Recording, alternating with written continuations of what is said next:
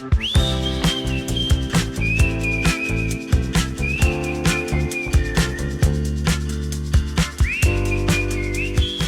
sê almal, ons wil julle bekendstel aan Ermelo is premium koffiebar, iets wat jy nie in baie dorpe of stede in Suid-Afrika kry nie. Ek gaan vir julle vinnig verduidelik waaroor dit gaan.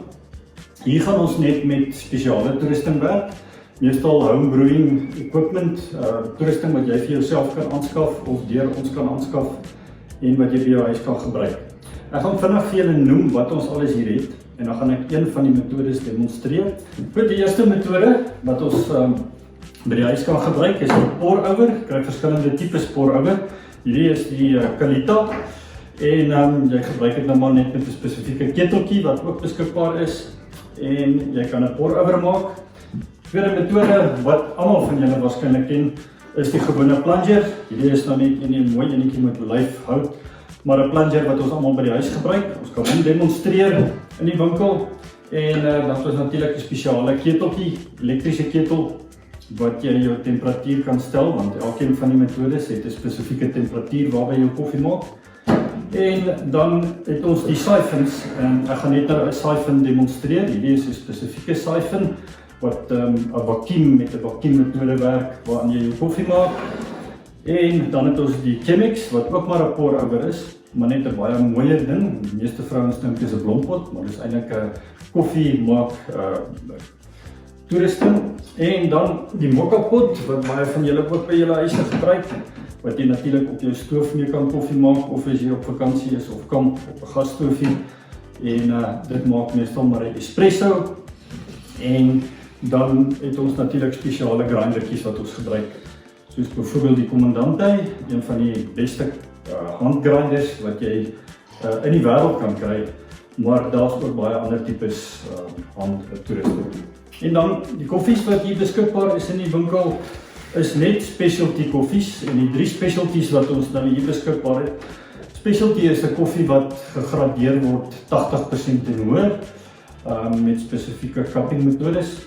En dit wat ons hier het op hierdie stadium is Rwanda, is in Nicaragua en ook Guatemala. Hier sal altyd net specialty koffies beskikbaar wees. En hierdie is nie 'n koffiewinkel waar jy 'n cappuccino gaan kry nie. Dit kry jy by die meeste koffieshops. Ons het nie 'n espresso masjien nie. So hier maak ons vir jou koffie in een van hierdie tipes toerusting en ons kan ook demonstrasies doen op jou versoek. Jy bespreek net 'n tyd en 'n sekere dag en ons doen dit vir jou. Ek gaan vandag vir julle net wys hoe werk ons siphon metode. Ons maak nou die water warm. Dit amper soos 'n eksperiment wat jy op skool gedoen het.